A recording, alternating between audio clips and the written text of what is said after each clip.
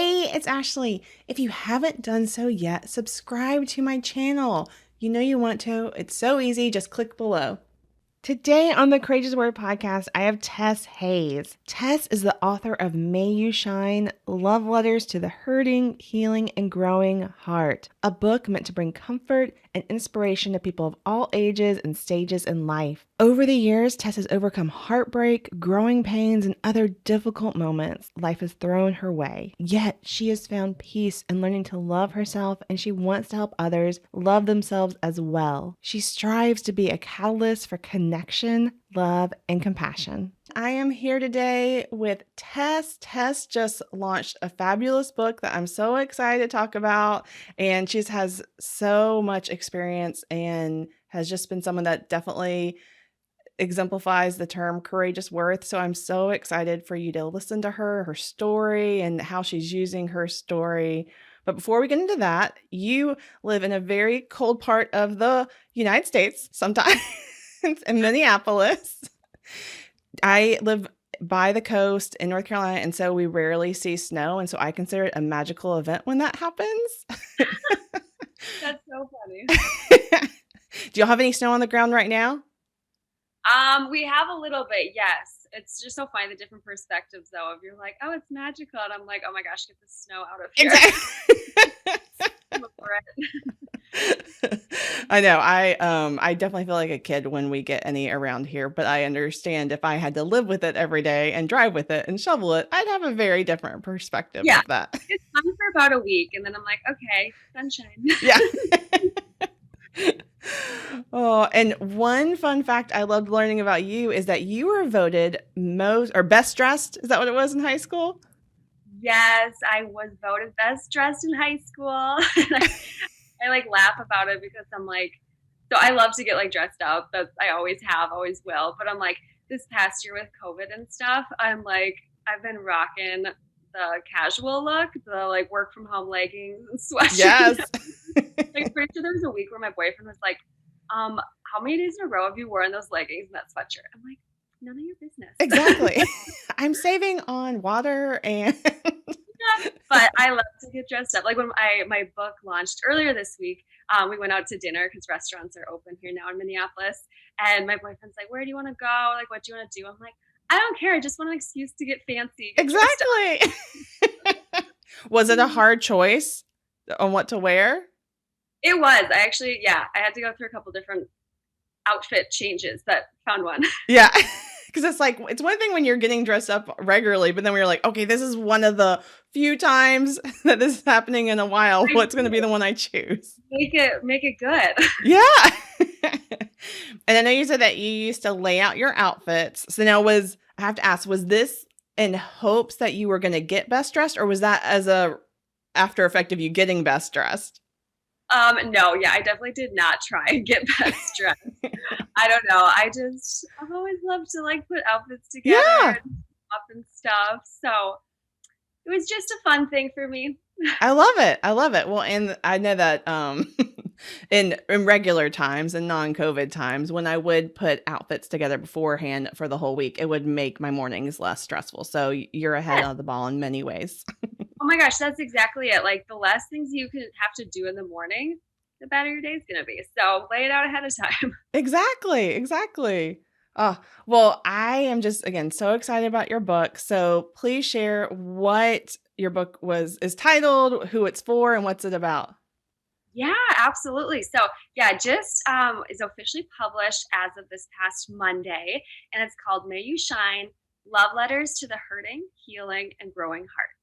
So I kind of wrote it as like something that people can just pick up whenever they want to. It's not like you have to read it front to back at the same time. Keep it on your nightstand or your coffee table. But really just wanted it to provide comfort and inspiration to people. I mean, so many people are struggling right now. And so it was kind of my way, I say, of like hugging the world in a way. Also, just to serve as a source of inspiration, make people believe and realize that they're capable of so much. Sometimes we just need that friend or that person to kind of sit with us in what we're going through in life and give us that gentle encouragement that we desire. So hope that I can be that friend for people through my words And, I don't have all the answers. I believe me, I wish I did, but I don't. So this book, like these letters in there, it's almost like me taking words that I have had to hear at some point in my life or that I still need to hear. And knowing that there's other people out there that need to hear the same thing too. Yeah. And you were so kind when we first connected about you getting on the podcast. You sent me some sample pages from the book and I read them, and it was just our stories are very different, but it was quickly acknowledge, or I could quickly realize that your words speak to people of all different phases in life and stories and what they're going through. And I just think it's so powerful, your words. And I'm just excited for more people to read it and for it to just be a really healing piece. And I loved how you said that you wrote down a lot of words that were words that you need to hear. And I think those words are words that are going to resonate with so many people and it feel the exact same thing for them. Like sometimes it's just when we hear that someone puts those words in the same thoughts that we have it, that you just feel seen and understood. And you're like, okay, I'm not crazy. Like others have felt this way and I can get through this. And so I just think that's a very powerful piece of your book that I'm excited about for others to enjoy. Thank you for saying that because honestly, that's exactly it. It's like, if we can feel less alone in our suffering, then that makes it so much more bearable. And so, yeah, I'm just making people know that they're seen, they're understood, and we're in this together. Yeah. Well, and can you share some of your story and what led you to writing the book? Yeah, absolutely. So, I mean, I've always loved to write. And so it's kind of been my way that I best express myself, I feel like. Like I would journal when I was younger. I still do, but like write letters to people, kind of just my way of taking what's on my heart and fully expressing that. And so, probably like a little over 2 years ago, I was struggling with going through a really bad breakup, and just felt really alone and saddened and lost. And so other people's words were really what brought me so much peace and so much solace.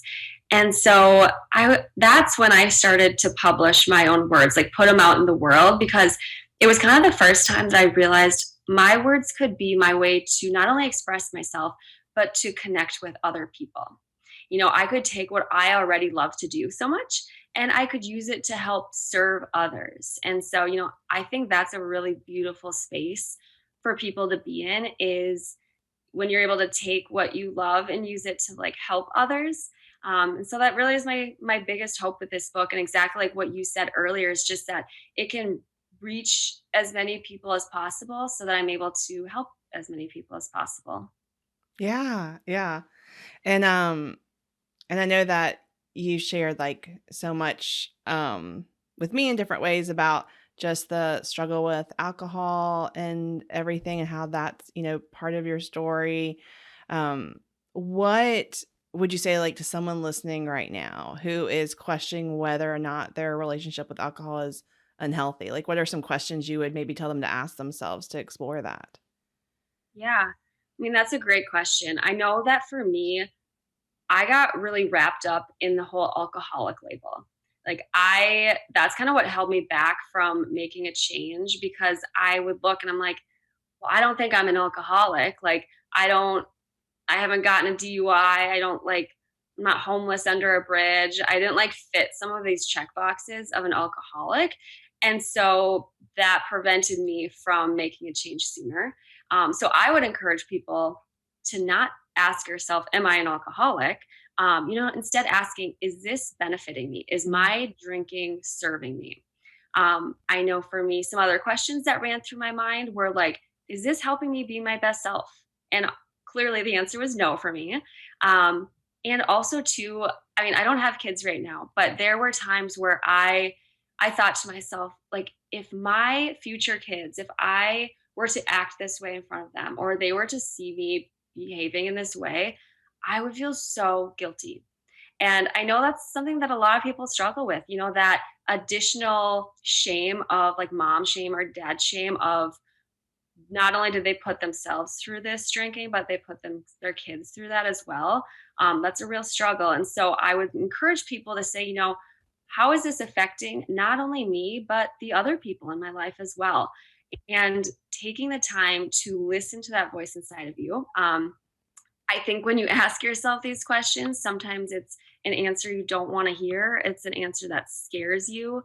But, you know, if you listen to that voice or if you don't listen to that voice, that's either what's going to keep you stuck where you are, or it's going to be what gives you that courage to take that next step forward. Yeah. And I love you talking about the label of an alcoholic because I agree. I think that sometimes we get these ideas in our head of what certain words mean, and lots of times that's based off of maybe what we see on television. And so sometimes that can keep us from seeking help and asking those hard questions because we're playing a comparison game. Yeah. And I love the way that you were like struggle with alcohol. And I think, that's true for we all have our different struggles of different things in our lives. Like something that could be managed well by someone else isn't managed well by another person. And I think that so many times we let these labels keep us from exploring that. And I also love how were thinking about how this would look if you had kids at the moment. And I know that like it would be great if all of our decisions were able to be done because of how much we value ourselves and the type of person we want to be, but sometimes that's a really good motivator. I know I can speak for myself. There's been times where I'm like, "Okay, but would I want this for, one of my friends? Would I want this for, whoever you're using?" And I think that's okay and that's good. Like you have to sometimes it's almost like one of those things where something that maybe you're allowing yourself to have in your life is something you would never want one of your friends to have in their life. So why would you do that to yourself? But it can be hard to sometimes make that connection, especially when we're really struggling with an issue. So I just anyway, all I say, I just loved so much about what you just shared. Yeah. No, and I think you hit it on the head by saying, like, would you want this for your friends? That's a good question that you can ask yourself as well, for sure. Yeah.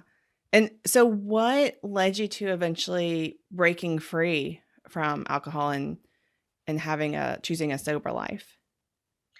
Yeah, so I've been sober for almost 14 months now. And for me, honestly, it wasn't like some big rock bottom that caused me to stop drinking. It was just kind of like a quote unquote typical night of, telling myself I wasn't going to drink too much, me drinking too much, blacking out, fighting with my boyfriend that night, and then waking up, of course, with that like crippling just shame and guilt and feeling like I have to throw up everywhere and Yeah. thinking to, like, I mean, I'd had so many of those moments before in my life. But for whatever reason, something just kind of broke inside of me that morning where I knew that I had had enough and I could not continue like this anymore. I mean, it's exhausting. And it's almost like I felt like God just shaking me and saying, like, honey, like enough is enough. And so I remember sitting on my bed crying that morning and saying to my boyfriend, I'm like, I'm in this torturous middle zone. I was at this place where I was afraid to keep drinking because I knew that it was ruining my life and I couldn't continue that way. But I was just as afraid to stop drinking because, I mean, that meant my life changing completely as I knew it. It meant flipping 180 degrees. And at the time, to me, that was like a bad change. I would soon come to realize it's the most beautiful and freeing change ever. But at the time, it's scary. So you're just like stuck in this torturous middle zone of like, what do I do? Um, but when I decided I needed to stop drinking at that point, I didn't actually know if I was going to be completely sober forever at that point.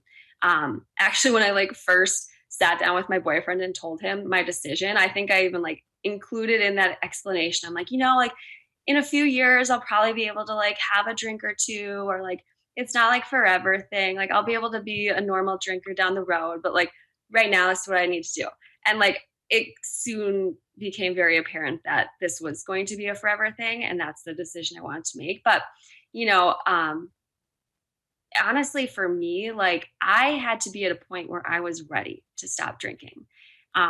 God played a big part of that, and I felt him kind of with me at every step of the way as I struggled throughout my drinking years. And at this point in time, at that morning, I really felt him just pulling me a little harder and saying, this is it. You can do this. I'm with you. We're going to do this together. And so God definitely kind of made it apparent that like this was the moment.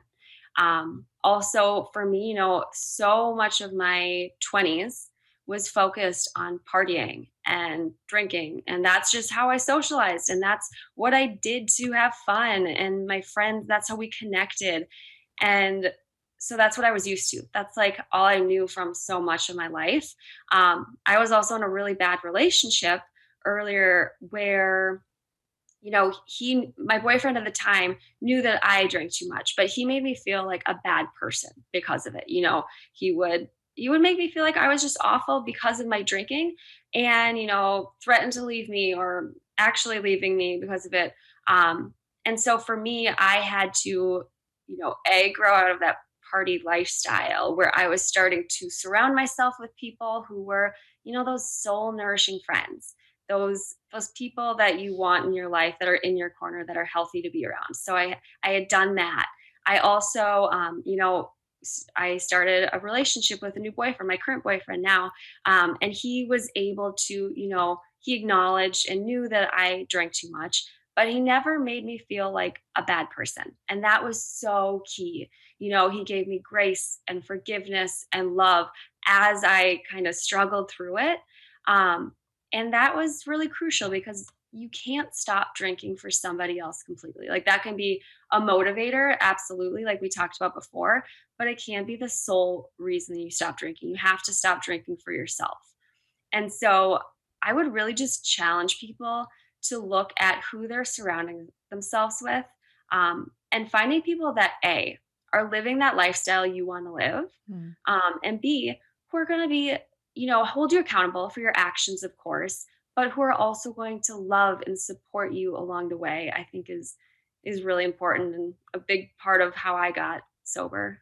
Yeah. No, and I gosh, you talking about how someone valuing you and loving you in the midst of where you were and how that was such an important piece and how exactly like you said, like you can maybe make changes for a while for someone else, but for them to be lasting changes, they have to be for yourself. Like that is so powerful. And I've often said that for me, that was part of my journey in learning to love myself more because when I was going through my healing from sexual trauma, didn't I realized that I hadn't really valued myself a lot beforehand, and I realized that any process that takes a long time, like, adopting a sober lifestyle or whatever that is, or seeking healing from something, they aren't short things and they take a lot of work. And so it has to be something where eventually you have to value yourself enough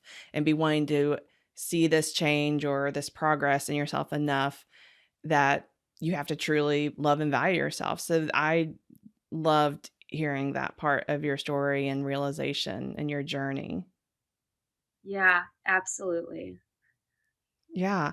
Well, how would you describe your life now versus how it was before? Yeah, so kind of I had mentioned these words before, but they're so true, is just the idea of being so free. It's like I have this beautiful life now, and I like to think of it almost as like I'm starting to live my life in HD versus Mm. before it was like I just had this fog over my mind, my heart, my spirit, and everything. I thought that alcohol was bettering me. Clearly, it was not. It was really just holding me back from me being my authentic self, me being my best self. And so, I mean, I'm able to enjoy mornings without that shame, that guilt, that headache, that, hugging the toilet, those moments, trying to figure out where my phone is, where my purse is. Like, I don't have to go through that anymore. I wake up and I can almost like breathe a sigh of relief and like thank God for being alive and just start my day with that peace of mind almost, which is a really great feeling. I'm definitely able to get more done. I mean, when you're drinking, or at least when I was drinking, it was like this constant roller coaster of, okay, you're good, you're good. Oh, drank too much. Now you're going to come down for a few days, figure it out. And then you're good, you're good. Oh, the same thing happens. And so it's just like, it can be like debilitating almost, where I mean, now that I don't have to deal with that, I mean, yes, I still have my ups and downs in life, don't get me wrong, but they're not caused from alcohol.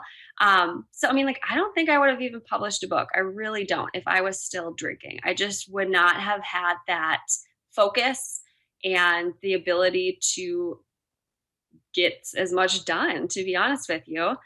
I mean, ultimately, I've just really been able to like soak in the beauty of each moment so much more. So, like for me in social situations, I drank because I thought it gave me confidence and it made me this outgoing, bubbly, fun person, which I think so many of us have that belief. But now I've had to learn kind of how to just show up as myself in social situations. And that's been hard and definitely still a journey that I'm navigating as well. But, you know, when I'm able to enjoy laughter or enjoy a good conversation with someone or enjoy an adventure, whatever it is, and to be able to say, like, I did that myself. Like me, Tess Hayes, showed up and enjoyed that and soaked in all of that moment without alcohol. I mean, it's such a rewarding feeling. And so, I mean, overall, just getting sober has allowed me to have my true self shine and allowed me to enjoy life on a level I didn't even know was possible. And I wish everyone could feel it. I really do. It's a feeling you can't ever replace. Yeah, and I love how I'm sure that has poured into every area of your life. Like thinking you needed alcohol to be more confident or courageous or whatever, and then realizing like, no, you don't need it. Like you have been able to find it on your own and how that just goes into all these different areas of your life. Yeah. I mean, and I think that people are going to find out so much about themselves like when they stop drinking, because it's like you're drinking to mask something. You're drinking to numb something. And so when you stop drinking, I mean, that can be part of the hard part is now you're left having to deal with all of these emotions, but it's also part of the beautiful part of it as well. Yeah. Yeah. Well, for someone listening right now that just relates so much to everything that you're saying, but is scared, like they're on the verge where they feel like they're ready to take a step towards life change, but they're scared to, what would you say would be the first next step for them? Oh, I guess first off, I mean, I would applaud you for being able to acknowledge that the life you're living right now is not the life you want to be living. Even if you're mad about falling into old habits or patterns or making the same mistake again, self awareness is a sign of progress. And so I think that is something that people should take the time to be proud of themselves for, is just that first step. I would also challenge people to find even just one person to open up to about what's on their heart, what they're struggling with, their fears, their concerns. I mean, that could be a spouse, it could be a friend, it could be a family member, or even a stranger. I've had people on Instagram reach out to me and share their story with me and say, "You're the only person that knows this because I'm too scared to tell anybody else."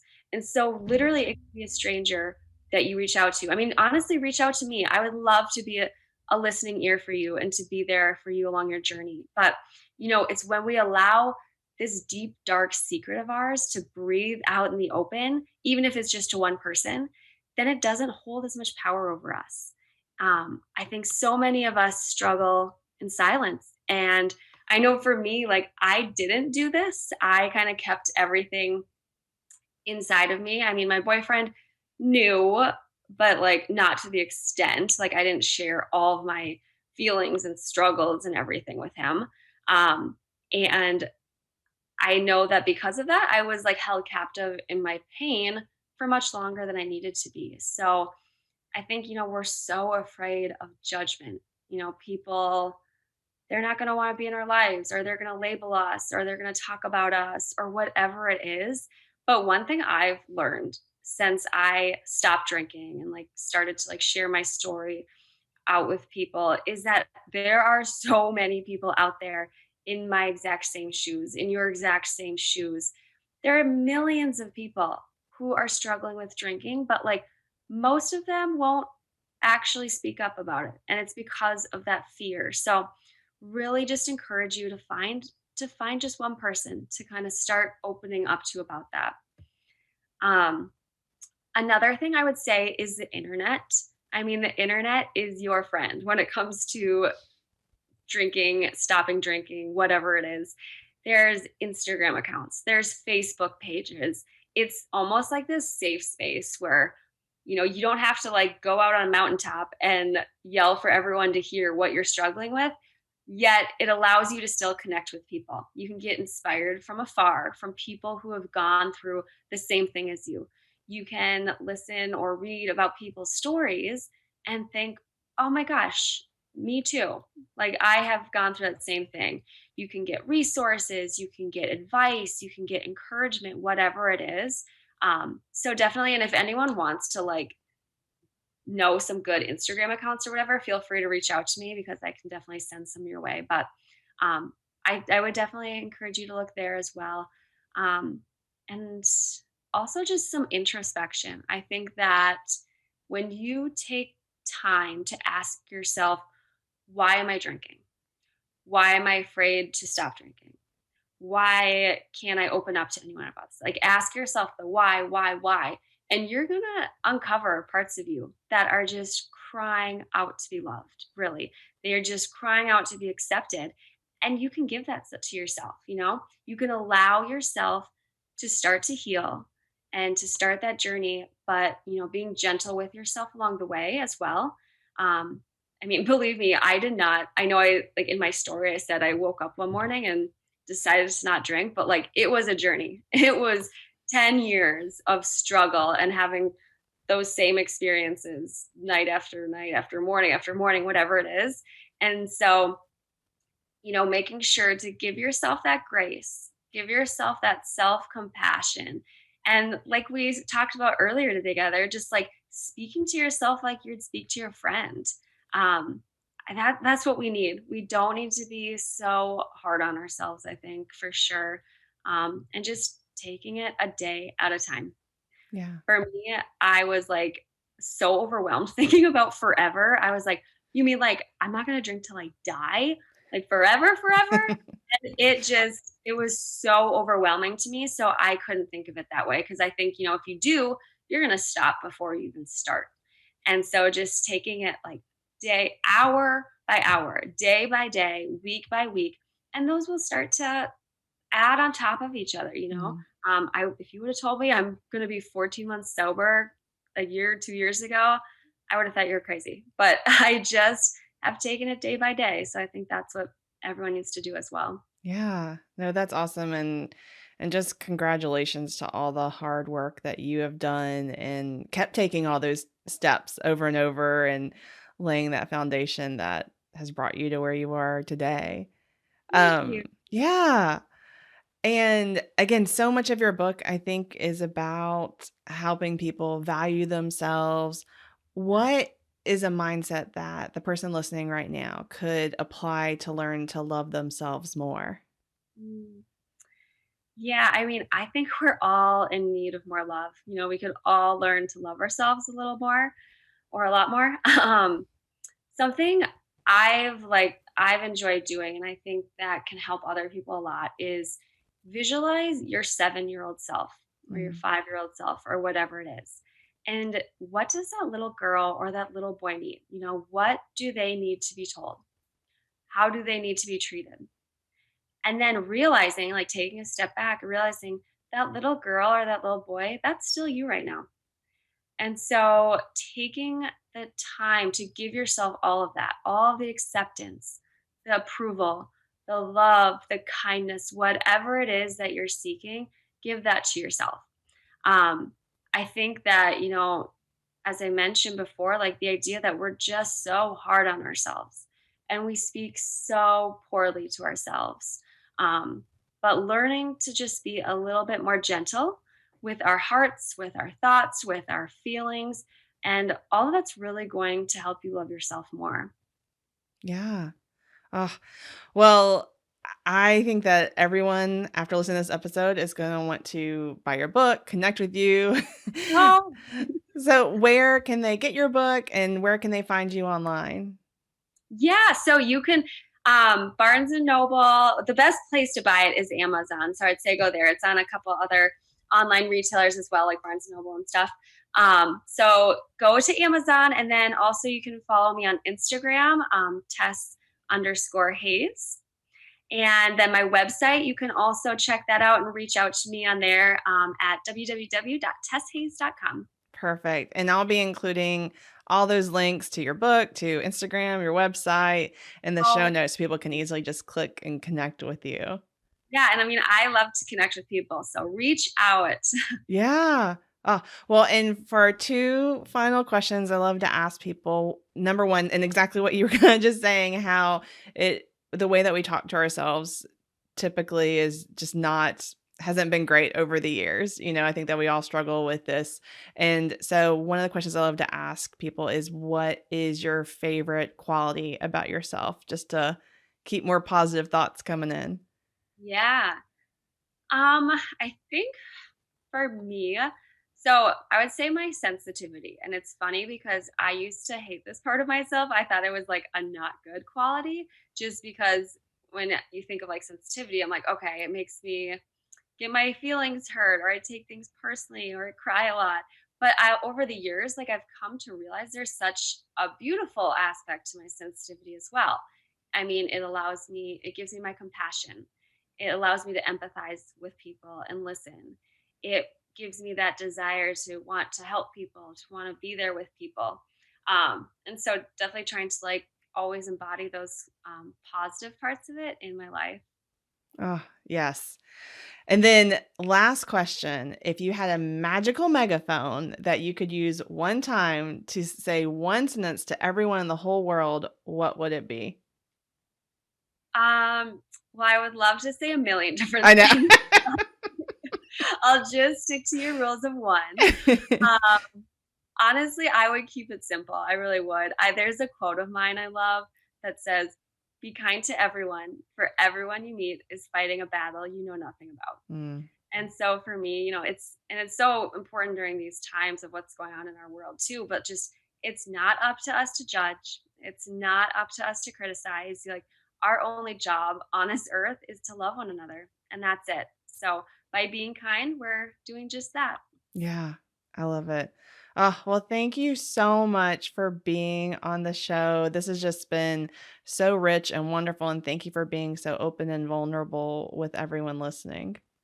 Oh, thank you for having me on the show. I love it, and I hope that my story can help even just one person.